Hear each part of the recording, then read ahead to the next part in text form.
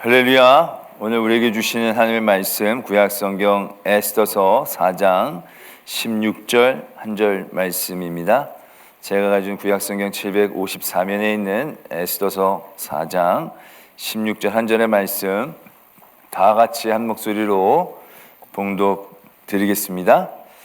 당신은 가서 수산에 있는 유다인을 다 모으고 나를 위하여 금식하되 밤낮 3일을 먹지도 말고 마시지도 마소서. 나도 나의 시녀와 더불어 이렇게 금식한 후에 규례를 어기고 왕에게 나아가리니 죽으면 죽으리이다 하니라. 아멘. 하나님의 말씀입니다. 할렐루야. 넷째 날 힘든 때인데 이렇게 승리한 여러분들을 축복합니다. 우리 주위에 있는 성도들과 인사 나누시도록 하겠습니다. 사랑합니다. 축복합니다. 네, 오늘 또 귀한 찬양해 주신 임마누엘 찬양대 감사합니다. 우리 임마누엘 찬양대라고 적고 청운 찬양대라고 읽어야 될 것 같습니다. 각계각층이 다 모여서 한 이름으로 찬양해 주셔서 너무 감사합니다. 이번에 원래 이 찬양대를 정하는데 굉장히 고민이 많았습니다.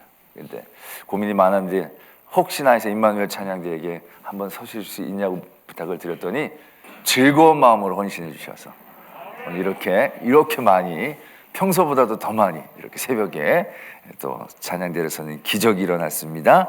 큰 하나님의 은혜인 줄로 믿습니다. 우리 대원 한 분 한 분에게도 하나님이 더 크신 은혜로 예배해 주신 줄로 믿습니다. 또 오늘 기도해 준 우리 윤호, 시윤이 고등학교 우리 고3이랍니다. 고3. 고3이 이렇게 기도하는 일에 헌신해서 너무 감사하고요. 별말 안 하겠습니다. 그냥 형통할 줄로 믿습니다. 성적을 올려주시든지 가고 싶은 대학을 끌어내리시든지 어떤 방법으로 가든 하나님께서 그 길을 열어주실 줄 믿습니다. 요즘은 가끔 가다가 꽤 좋은 데가 그냥 펑펑 비는 데가 있더라고요. 하나님은 부유하신 하나님이니까 시험을 못 봐도 절대로 실망하지 말고 하나님께서 다 끌어내려 주셔가지고 그 길을 열어주실 줄 믿습니다. 또 우리 여러 자리에서 헌신해 주시는 우리 또 예배위원들 또 우리 여전도의 헌신 또 너무 감사를 드립니다. 오늘은 1층의 카페에서 또 토스트를 또 구워서 그냥 드리는 건 아니고요. 판매는 하는데 냄새가 아주 또 그게 각 차에 이렇게 축제 같은 느낌이 또 드는데 또 카페 사역부에서 또 여러 가지 헌신해 주셔서 어제 하루 종일 준비하시더라고요. 너무 감사하고요. 7층에서도 우리 또 오늘 또 기가 막히게 맛있는 게 있습니다. 내가 너무 몰려서 모자랄까봐 말을 못하는데 좀 기가 막힌 게 준비되어 있습니다. 또 우리 말씀으로 또 우리 유괴 양식으로 또 성도의 아름다운 교제로 축제가 되어진 귀한 시간 되어지기를 소망합니다. 오늘은 즐거워 헌신하는 것에 대한 은혜의 말씀을 나누면서 오늘은 우리가 본문 말씀에서 읽은 것 같이 에스더를 통하여 하나님이 우리에게 헌신하라고 했을 때 그것이 얼마나 큰 은혜인지를 한번 발견하고자 합니다. 잘 아실 겁니다. 유다 민족이 포로로 끌려가 있는 동안에 에스더가 그 나라의 왕후가 되죠. 왕비가 됩니다. 그런데 하만이라는 사람이 이 유대 민족을 굉장히 미워하게 되어져서 법령을 하나 만듭니다. 어떤 법령을 만드냐면 딱 하루를 정해서 그날만큼은 유대인을 마음껏 공격해도 되는 날로 정해줍니다. 이거 굉장한 큰 위기죠. 왜냐하면 그 당시 아마 유대인들이 여러 가지로 또 부지런하고 은혜도 많이 받다 보니까 사람들에게 시기도 받고 질투도 받고 경계도 받고 아마 그러한 말하자면 상황이었던 것 같습니다. 근데 그런 법령이 딱 정해져서 그날 하루는 유대인들을 죽여도 죄가 되지 않는 거예요. 얼마나 그 대적들이 준비를 하고 또 기다리고 있겠습니까? 이게 완전히 살아남기 쉽지 않은 그런 상황이 된 겁니다. 그래서 그 일 때문에 모르드게가 하나님 앞에 매달리죠. 그러다가 이제 왕비 에스더에게 그 얘기를 합니다. 우리가 이 지경이다. 어떻게 하면 좋으냐.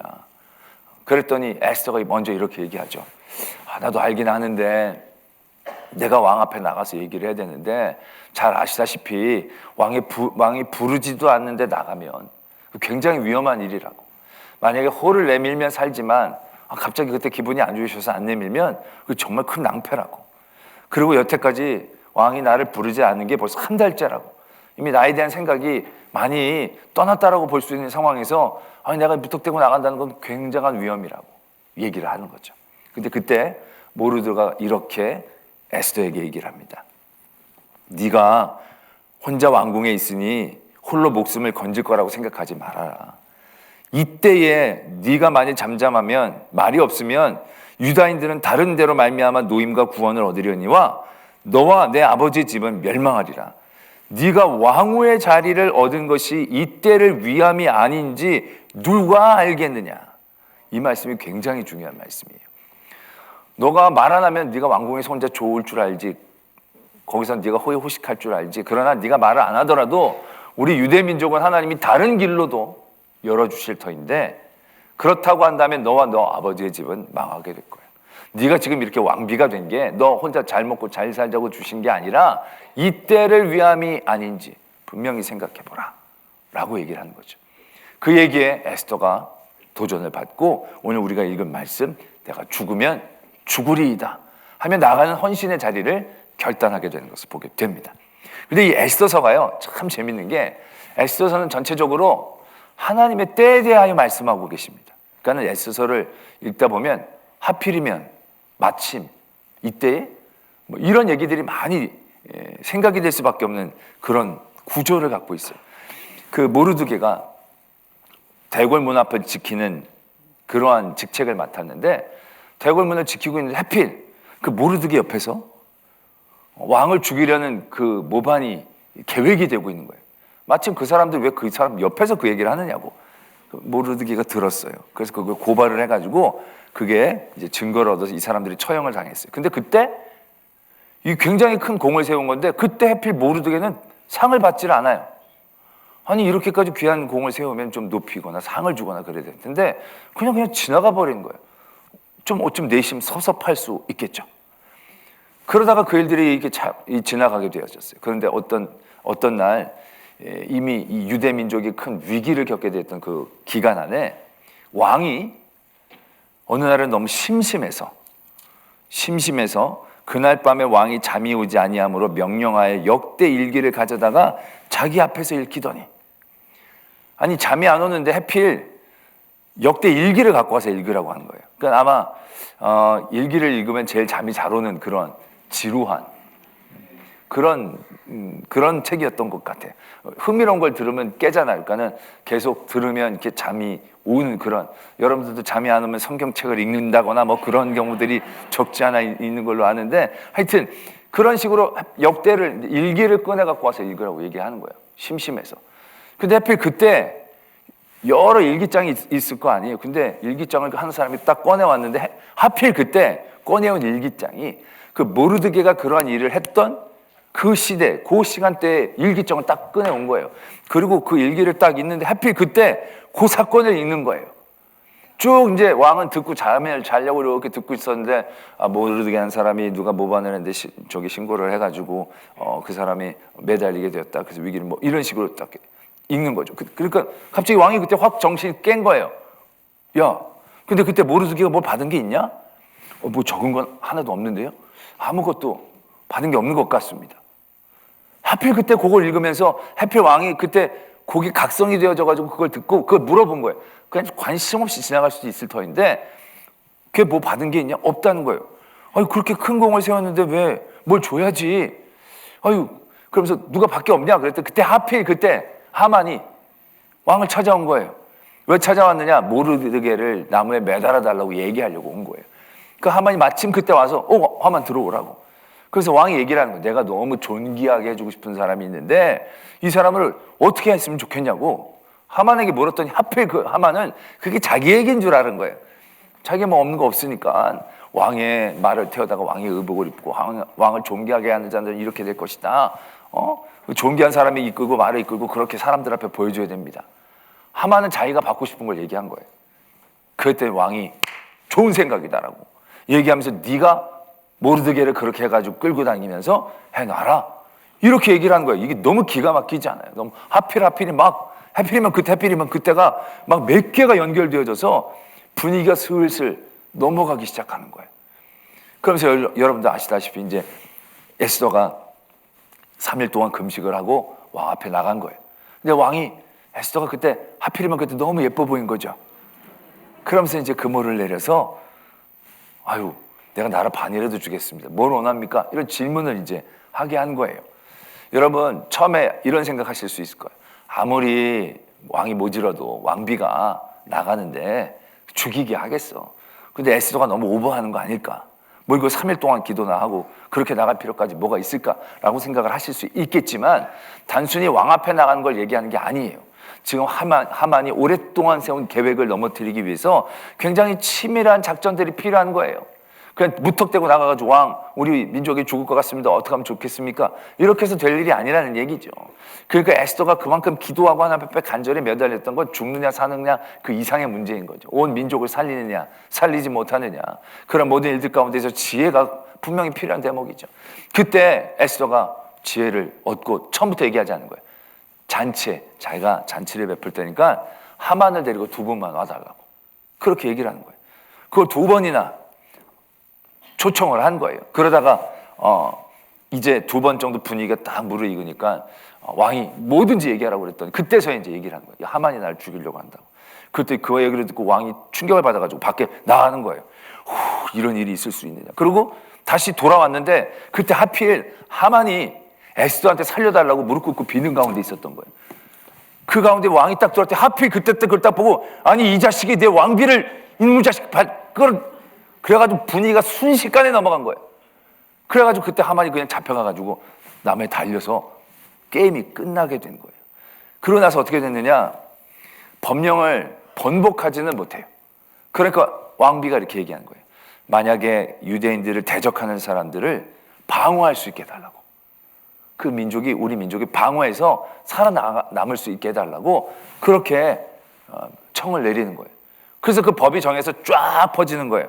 유대인들을 공격하는 날이 있는데 그날 유대인들이 방어할 수 있고 유대인들이 대적을 죽일 수 있다. 그렇게 아예 방어권까지 허락을 쫙 해준 거예요. 지금 나라 분위기가 싹 넘어갔잖아요. 그러니까 여러 관공서에 있는 사람들이 눈치를 보는 거예요. 아, 이걸 누구 편에 서야 되는가. 이 지금 하만은 무너지고 모르드게가 올라갔잖아요. 그러니까 모든 이 관공서에 있는 사람들이 유대인 편을 은근슬쩍 드는 거예요. 그러니까 이 대적들이 공격해내가 할 수가 없는 거예요. 오히려 그때 유대인들이 힘을 모아가지고 그 대적들을 멸합니다. 한 날 동안 이 성에서만 숫자 500명을 자기 대적을 죽입니다. 하만의 아들까지 다 죽입니다. 그러나 재산은 건드리지 않습니다. 임금이 이만하면 충분합니까? 임금이시여 왕이시여 하루만 더 연장해달라고. 하루 더 연장. 그래가지고 그 다음날 수산성에서 죽은 사람이 300명이고 그 제국 안에 그렇게 죽은 유대인의 대적이 7만 5천 명이나 되었더라. 에스더서는 그렇게 적고 있다는 얘기죠. 에스더는 헌신의 자리를 요구받습니다. 굉장히 큰 부담이 되는 거예요. 살고 죽는 문제이기도 하지만 이 일들을 어떻게 계획을 나 혼자 끌고 가야 될지 길이 없는 그런 가운데에 있는 것입니다. 근데 그때 그 자리를 하나님께서는 요구하고 계신다는 거죠. 처음엔 그 자리가 굉장히 위험하고 죽을 수도 있는 자리, 피하고 싶은 자리이었을 것입니다. 근데 여러분 어떻습니까? 하나님께서 에스더에게 그 헌신을 요구하셨을 때 그 헌신의 그 다음에 결과는 어떠했느냐라는 얘기죠. 그러면서 우리가 분명히 생각해야 할 것이 하나님의 때에는 우연이라는 게 없습니다. 어쩌다라는 게 없습니다. 그냥 하필이면 이런 게 없다라는 얘기죠. 하나님은 모든 시간의 주관자이십니다. 섭리자이십니다. 하나님은 그 모든 것들을 계획하고 진행하셨다라는 얘기예요. 하나님은 모르드게가 처음에 그 일들을 신고했을 때 상을 받을 수도 있었지만 상을 받지 않게 하셨어요. 왜? 그때 받을 상이면 조그만 상이겠지만 나중에 받을 상으로 나중에 받게 하시면 하나님의 때에 받게 하면 그건 엄청난 파급력을 만들어낼 수 있는 그러한 상이 되어지니까 그때 받지 못하게 하시는 거예요. 모르드게가 내심 섭섭할 수도 있었을 거예요. 이거 받아야 되는데 왜 안 주시나? 그러나 하나님의 때는 가장 좋을 때에 가장 좋은 것으로 주시고자 하시는 계획이 있었기 때문에 미루신 거예요. 또 그 하만이라는 사람이 모르드게 때문에 기분이 나빠져가지고 법령이 허락이 되게 하시는 거예요. 굉장한 큰 위기와 위험이에요. 그러나 여러분 어떻습니까? 결국 그런 위기와 위험 가운데에 하나님은 그 유대민족의 대적들을 다 멸할 수 있는 그런 시작으로 그 일들을 삼으셨다라는 얘기죠. 에스더가 하지 않으면 하나님은 반드시 다른 하나님의 부유하심의 계획을 통하여 유대 민족, 억울하게 당하는 유대 민족을 보호하여 주셨을 것입니다. 그러나 하나님은 그 일들을 에스더에게 명하고 계신다는 얘기죠. 그러면서 이렇게 얘기합니다. 네가 지금 왕후가 된 게, 그런 모든 이 이전의 왕비가 폐위가 되고 그 다음에 여러 과정을 통해서 왕비가 되어져서 지금 여기까지 온 게 이때를 위함이 아니냐 라는 것을 말씀하고 계신다는 얘기죠. 그 때에 세우신 그 사람을 통하여 하나님은 더 큰 은혜, 더 큰 역사를 이루기 위해 그 에스더에게 헌신을 요구하고 계신다는 사실입니다.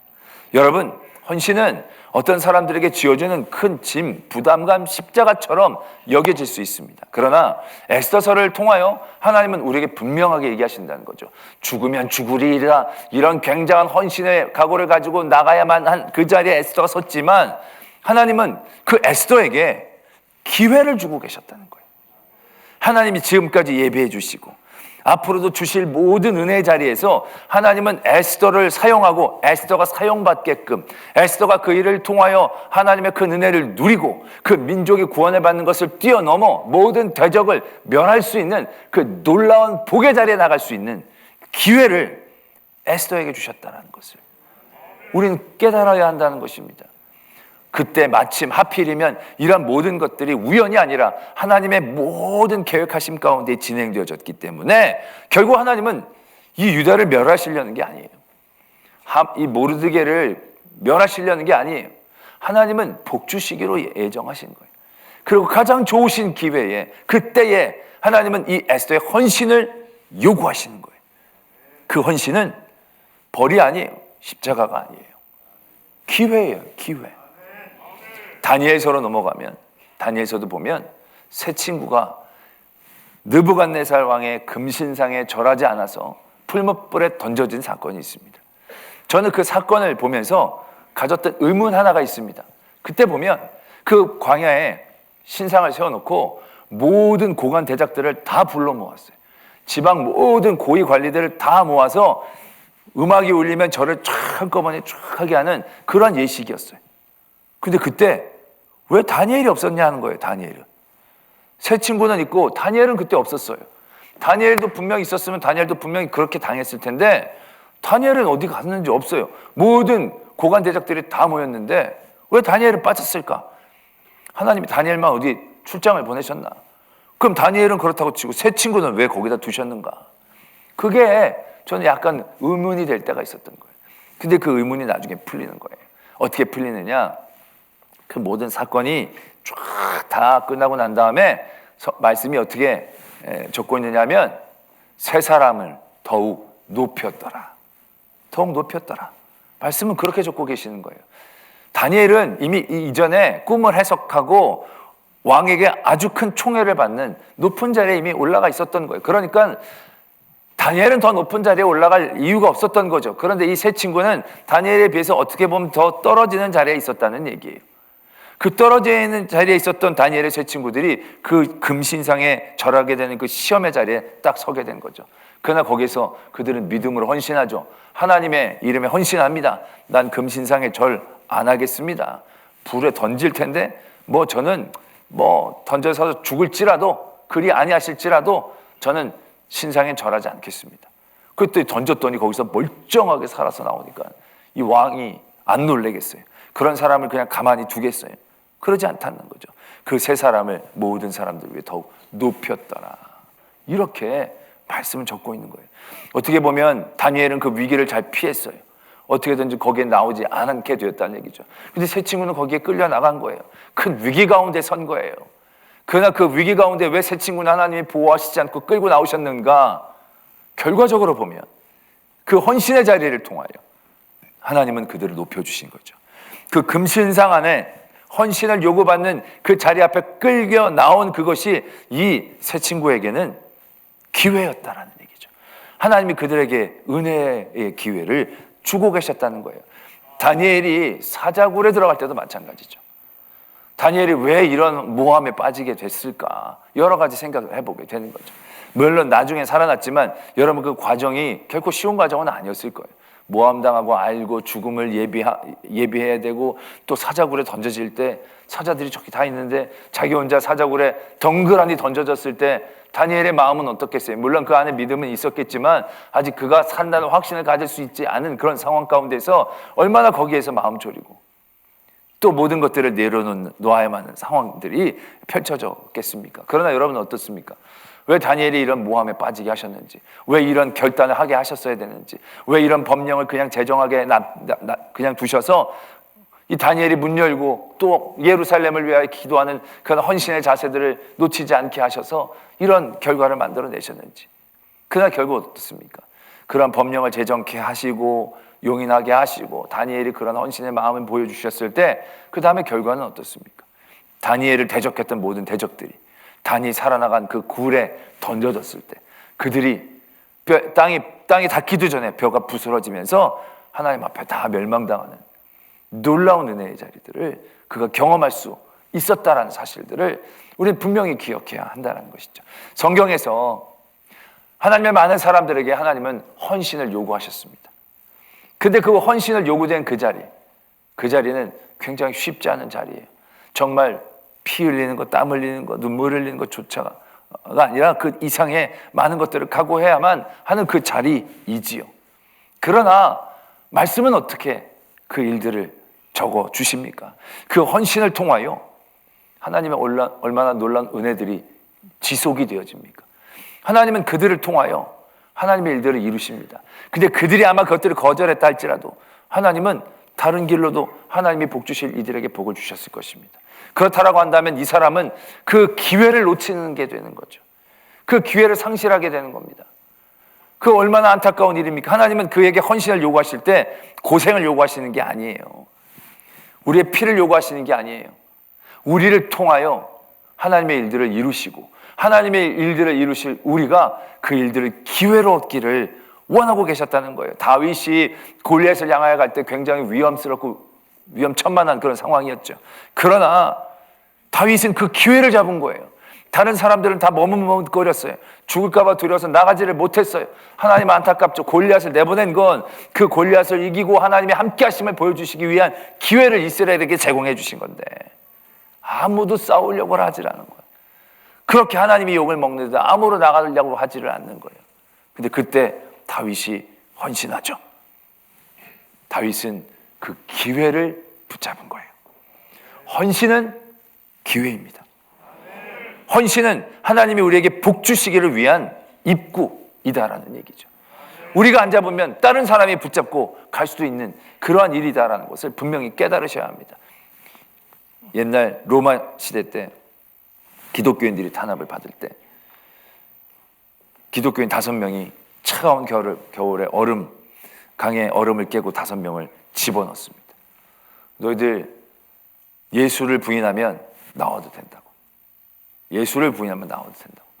5명이 들어갔는데 그 추운 겨울에 얼음물에 들어갔으니 막 호들호들 떨면서 막 입술이 파래지면서 이제 목숨이 왔다 갔다 하는 상황 가운데 있는 거예요. 근데 그때 5명 중에 2명이 나오는 거예요.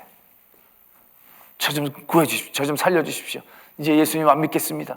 그 2 사람이 나오는 거예요. 그래서 아이고 그렇구나. 너희들 나머지 3놈은 지독한 놈들이다. 그러면서 2놈을 싹 2 분을 쫙 끌어주셨는데 근데 갑자기 옆에 또 로마 병사 2이 그 안으로 쑥 들어가는 거예요. 너희 미쳤냐고 거기 왜 들어가냐고. 그때 로마 병사가 그러는 거예요. 나 여기 있겠다고. 내가 봤더니 천사 5명이 멸류관을 갖고 쫙 내려오는데 이 2 사람이 딱 내려오니까 2 천사가 다시 올라가려고 그러는 거다라는 거예요. 그래서 제가 낼름 거기 들어왔다는 거예요. 진짜인지 아닌지는 모르겠습니다. 그러나 진짜입니다. 그들에게 하나님은 기회가 주어진 거죠. 우리가 물론 에스더처럼 다니엘처럼 그런 헌신의 기회를 붙잡아서 그 다음에 이 세상에서 사자굴에서 건짐을 받고 민족이 큰 구원을 얻는 그런 큰 승리, 그런 큰 은혜도 얻을 수 있겠지만 그렇지 못하는 자리도 분명히 있을 거예요. 스테반 집사님 하나님 말씀을 담대히 전합니다. 예수 그리스도의 복음을 전합니다. 억울하게 누명을 끌려와서 붙잡힙니다. 그때 스테반 집사님이 담대하게 복음을 전합니다. 너무너무 멋진 설교를 해주신 겁니다. 그 설교를 듣고 다들 감동을 받고 예수를 믿고 다시금 스데반 집사님이 살아나는 결과가 일어나면 얼마나 좋겠습니까? 그런데 이 스데반 집사님의 말씀이 너무 좋았던 거예요. 너무 좋은 나머지 들었던 모든 사람들이 부끄러워하면서 분노를 일으키는 거예요. 그 어떻게든 스데반 집사님을 죽이고자 했던 거예요. 그리고 돌을 들어 막 죽이려고 할 때 스데반 집사님의 눈에 하늘이 보이는 거예요. 하늘이 열리고 하나님의 우편에 있는 예수 그리스도가 보이는 거예요. 하나님 우편에 있는 인자가 보이도다. 이 말 안 했으면 좋았을 터인데 이 말씀을 툭 던지자 돌들이 날아오면서 스데반 집사님이 살아난 게 아니라 순교를 하시는 거예요. 첫 번째 순교를 하시는 거죠. 참 안타까운 인생이지만 절대로 안타까운 게 아니죠. 스데반 집사님은 자기에게 주어진 이 놀라운 기회를, 이 헌신의 기회를 놓치질 않았어요. 이 기회를 놓치지 않고 붙잡았을 때 하늘나라가 보여주는 큰 은혜를 누리는 거예요. 하늘나라를 볼 수 있는 그 기회를 놓치지 않은 거예요. 지금 이 땅에서의 생명은 끝났지만 그 생명이 더 살아봐야 몇 년, 몇십 년 더 어떻게 사는 것이 그게 무슨 큰 의미가 있겠습니까? 그런데 그는 그 헌신의 자리가 그에게 주신 놀라운 기회의 자리였기 때문에 그 자리를 피하지 않았습니다. 담대히 복음을 전하고 그에게 보여진 하나님의 나라를 담대하게 선포했습니다. 그럴 때 하나님은 그를 품으신다는 거죠. 그 스데반 집사님의 죽음의 모습은 예수님의 모습을 그대로 닮았어요. 저들의 죄를 사해달라고, 그들을 용서하는 그 넉넉한 믿음의 마음까지 주시면서 하나님은 스데반을 품으셨다는 거죠. 그 뒤를 보면 경건한 사람들이 스데반 집사님의 장사를 지냈다고 얘기가 나와요. 그 경건한 사람들은 교인이 아니에요. 유대교에 있는 사람들이 감동을 받은 거예요. 그런 사람의 모습에 감동을 받은 거예요. 더 사는 게 기회가 아니죠. 우리에게 주신 구원의 그 자리를 놓치지 않는 것, 그것이 기회이죠.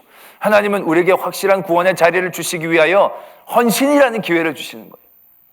우리는 그 헌신의 자리를 만날 때마다 고민하게 될 때가 많아요. 잴 때가 많아요.